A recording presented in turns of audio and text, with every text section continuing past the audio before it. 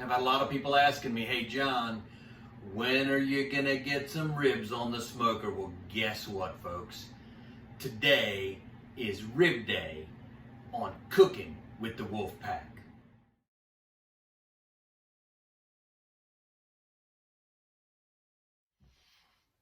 All right, so we're here with the long-awaited rib episode on Cooking with the Wolfpack. Today, I'm working with some baby back ribs, right? So there's kind of two different kinds of ribs from the pig, right? There's spare ribs, which are often called St. Louis cut ribs or St. Louis spare ribs.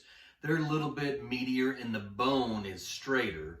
And then there are baby back ribs.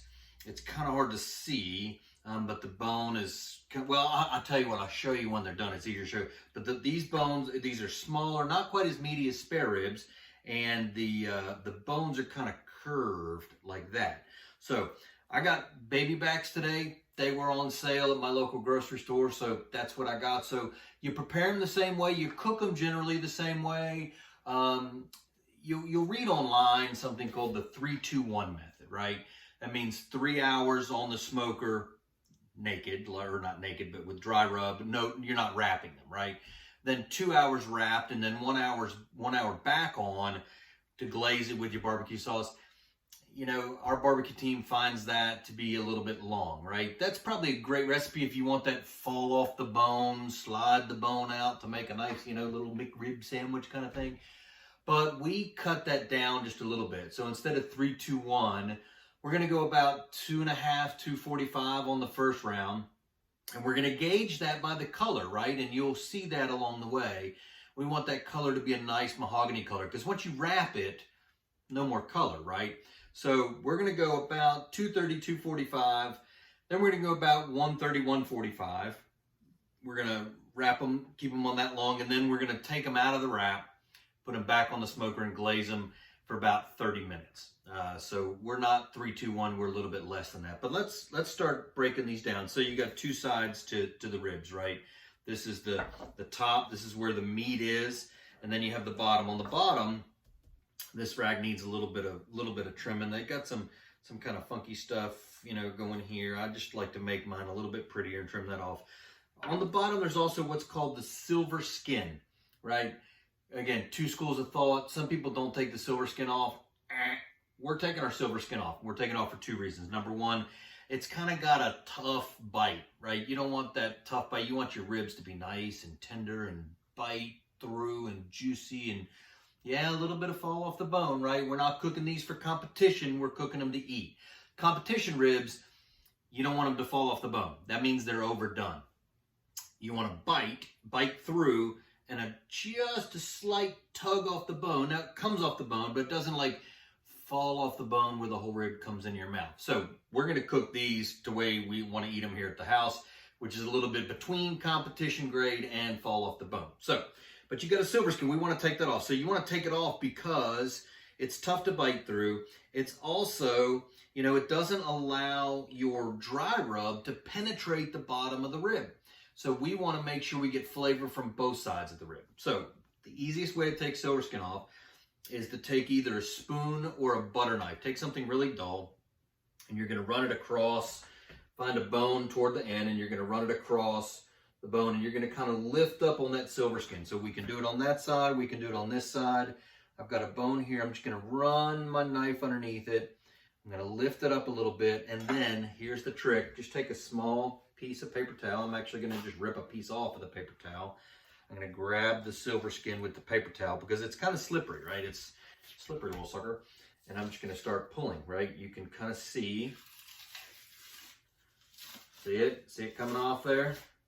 That's a great pull right there. Now you can kind of see how the silver skin is pulling right off there. So can you eat it? Yeah, absolutely. But we just got the whole silver skin off in one run. Still a little bit of fat here and there, or a little bit of it's not fat, it's just kind of weirdness. I don't know what you call it, but I call it weirdness. So we're going to take it off there. Then you'll notice on one end of the rib, there's not a bone here, right? It's kind of flappy. So I like to trim mine. I like to square mine up. Competition, you want to make sure everything looks pretty. I probably need a bigger knife. That's my paring knife. Let me grab a bigger knife here. Got one here. So we're gonna just take a knife and we're gonna cut through this. A little bit of bone at the top. And we're gonna make sure that we square these little suckers up nice so they look nice, right? We want everything to look nice. So once you get them trimmed up, I'm having a little trouble getting through this bone here. I can't figure out why. These weren't trimmed very well from the grocery store, I guess. So sometimes you just got to use a little bit of force. There we go. Get through that sucker. So that's trimmed. I want to make sure that it's nice and purdy. Purdy, that's an official Tennessee term, purdy. Now we got a little bit of a rib that's going to stick out over here. We're going to lose that guy in the cooking process. He's going to fall out, so we're going to take him off. Again, they didn't trim these great. There we go. All right, so we kind of squared them up. Oops, slippery. And we're getting ready to apply our rub. Now, I like to apply a little bit of yellow mustard. Now, do you have to? No, you don't. But people will say that this is a little bit of a binder. Now you see, I didn't put very much on there. This is on the bottom. I didn't put very much on there. I'm gonna kind of rub that in a little bit. People say you don't need it. I'm not sure you need it, but you know what? I've always done it this way, so I kind of like to do it this way. It helps all of my dry rub kind of stick to the ribs. Now, again, you don't necessarily need it. If you want it, you can do it. You don't have to. Just what I like to do. You know, I like to think it might impart another layer of flavor because, you know, mustard's got some flavor to it. Now I'm going to use 2 rubs. Again, I like to layer my flavors. My first rub, since my sauce is an apple habanero sauce, it's got a little bit of heat to it, so we're going to go a little bit on the sweeter side with our rub. I'm just going to put some rub, pretty good amount, not crazy. I'm going to put it on the bottom here. Now guess what? Ribs have all sides, so I want to make sure I get all sides. So I'm going to lift up the edges here. I want to get the edges. They deserve love too, you know. I'm an equal opportunity spice rubber here on Cooking with the Wolfpack. All right. So I'm also going to take some of this Blues Hog dry rub seasoning, and I am going to, again, it's just another layer of flavor. I'm not going to go crazy with it. I'm about a foot over my ribs, and I'm just going to sprinkle it on there, kind of pat it in there. I'm not going to rub. I'm just going to pat. All right, then I'm going to flip these suckers over. Now, you'll notice there's a little bit of fat here on the top. I'm okay with that because it's going to render out. Some people want to take a paring knife or a boning knife and trim that out. I'm okay with it. It's going to render down, and you know, fat's flavor, so I'm going to leave it there. Plus, I really want to get these guys on the smoker so I can eat them. So, a little bit of mustard on the top. Again, I'm not going crazy. I just have maybe, that's probably not even a teaspoon of rub, but it goes a long way. So you can kind of see the yellowness of the mustard, but again, not crazy. And I'm going to take my honey hog from Meat Church. Again, if you haven't checked these guys out from Meat Church down in Waxahachie, Texas, I recommend highly that you do so. A little bit of honey hog here. I'm putting more honey hog on than I am the Blues Hog rub just because I love this honey hog seasoning. Again, you can season it with whatever you want. You just want to go salt and pepper, that's fine too. As long as it tastes very barbecuey. I would definitely put some kind of dry rub on there. And then again, hitting it with the Blues Hog second. Blues Hog has a little bit different texture to it. It's got a little bit bigger flecks of the spices. So that's why I like to kind of combine my rubs. All right, this rack is ready for now, but what I want to do, I'm going to wrap it up in some plastic wrap. I'm going to put it in my refrigerator. The longer you can let it set, the better off you are. I'm only going to let this set for about 2 hours, right? Because I want to eat dinner later and I got to get it on the smoker. So 2 hours. While this is going, I'm going to start firing up while this is in the fridge, I'm going to fire up my smoker. Now, I do 2 temperatures, right? I start at 250 on my Rectech. So I'm gonna put it in, unwrapped at 250, and then once I wrap them, I lower it to 225. So set your smoker to 250, get your smoker up to 250, get it ready to roll, and we'll be back when we place it on the Rectech. All right, so we've got our baby back ribs on the Rectech. We've got it cranking at 250. I am gonna shut the lid and I'm gonna let her do its thing. And I'm gonna come out every 30 minutes or so and apply some of the Bolton butter that we learned about in a previous video.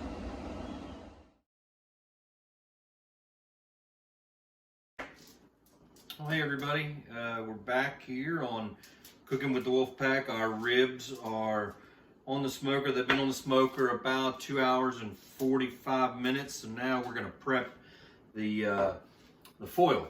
So we're gonna wrap them here in about 5 minutes. So what you wanna do is you wanna get 2 pieces of foil. I've got 1, 2, I like to double up.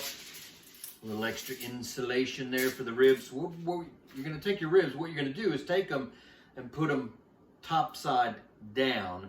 So we want to prepare the foil here for when the top side of them hit the foil, it's going to have flavor on that side too. So what I've done is I've taken a stick of butter and I've cut it in half long ways. So you kind of see that I got them lined up like little soldiers right there. Next, I want to take some good old brown sugar. You know, it depends on how sweet you want them. I usually just take a, you know, like a handful, small handful, and then I just kind of drizzle it on top of the butter. Still have some left for the back side. Aha. Okay, now, good old-fashioned honey. Take some honey, and then I just drizzle. So I like to just kind of get enough on there, go back and forth. I love honey. That adds a great sweetness to our ribs. So I absolutely love that. Now, tiger sauce. If you don't have tiger sauce, you can use like sriracha works. You don't need a lot of this. I just want a little bit. But I'm gonna drizzle this right on top of the butter there. Still have some for the other side. You'll notice I'm keeping enough to do the other side. So let me hold this up again. Make sure you can kind of see what that looks like. Check that out, really cool.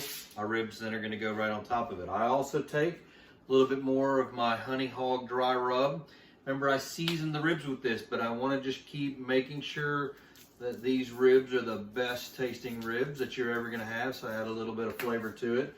I've also got the Blues Hog Rub. Again, I put them on the ribs to start with, but I'm just gonna put a little bit on the foil because what's gonna happen is they're gonna continue to bake in the foil, right? So it's gonna keep imparting flavor. I've got flavor on them, right, with the dry rub. More flavor on them now with the butter and the honey and the brown sugar and the spices and the tiger sauce. So how about we cut right here, and then we're gonna go grab them off the smoker. We'll give you a close-up look at what I'm talking about here.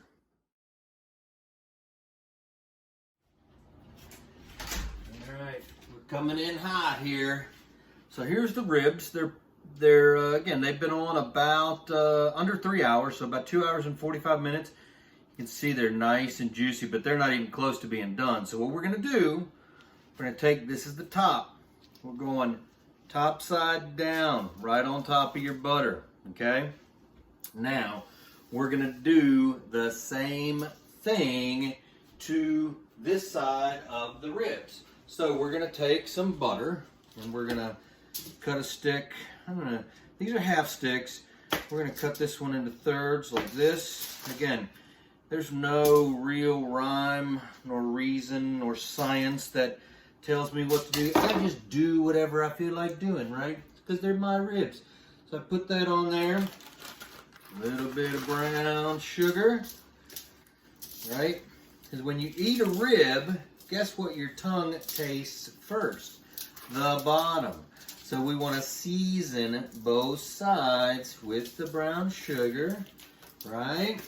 All right, a little bit of honey loving. So we're going a little bit of honey, and you'll see I just kind of go back and forth like this. Just a little bit on the bottom there. A little bit of El Tigre, tiger sauce. Just flood that with that. A little bit of honey hog. Oh baby, look at those ribs. Again, we don't live in Flavor Town. We live in Awesomeville, so we like everything awesome in Awesomeville. And that's the it's the Blues Hog Rub. Finito. Now we're gonna take our foil and we are going to tightly wrap these ribs. Make sure that you get a nice seal on them. Do squeezing. Now, they are going to go on the smoker just like this. So bottom side of the ribs up this time. So we're gonna put them on the smoker for about an hour and a half, hour and 45 minutes. We're gonna take them off and we're going to do a lovely glaze on top of them. So we'll be right back. Well, we won't be right back. We'll be back in about, we'll be back in about an hour, 1.5 hours, to finish these off.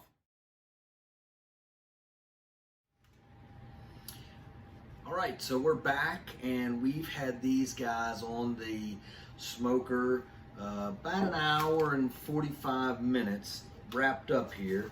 So we're gonna open these up. I've got it on a cookie sheet here for two reasons. Number one, some juices may ooze out a little bit. Number two, when I glaze them with my Head Country Apple Habanero, it'll, again, it's not gonna drip into my smoker. It'll just drip here onto the, onto the cookie sheet. So, mercy me, man alive. Let me just fold that down a little bit for you.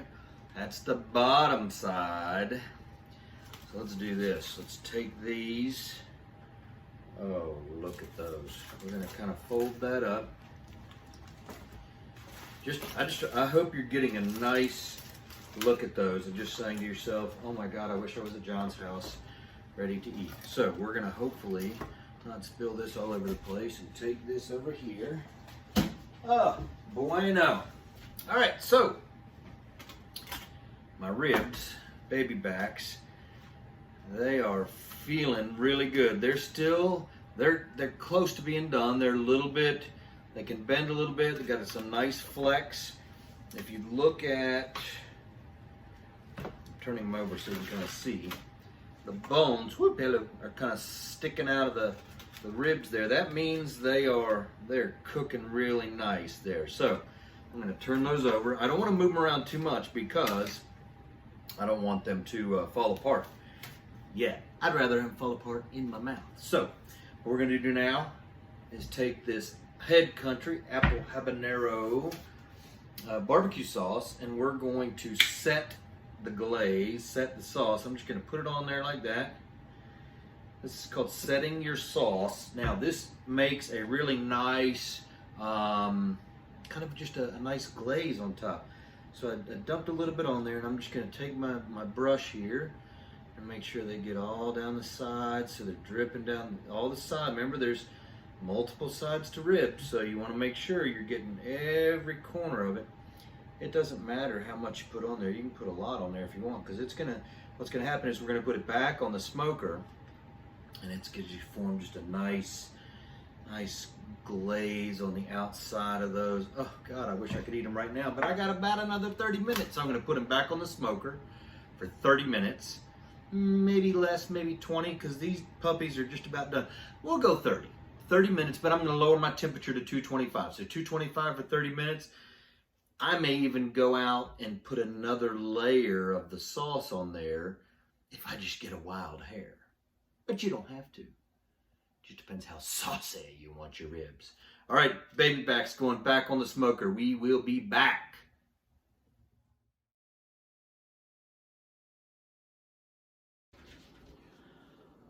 I tell you what, man, it's just a religious experience when you cook a great rack of ribs. Just look at that mahogany color.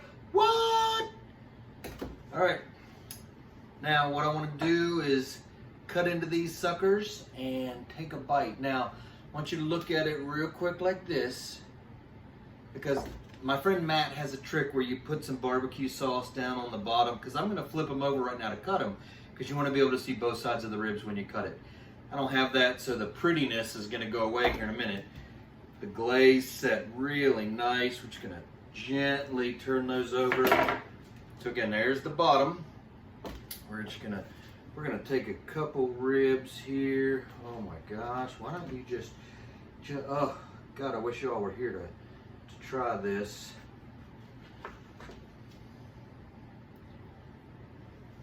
So there's a beautiful baby back rib right there. That's actually 2 of them. I'm gonna take a bite of this. I already know what it's gonna taste like. It's gonna taste awesome, but I want to take a bite anyway. Oh man, perfect. You can kind of see it.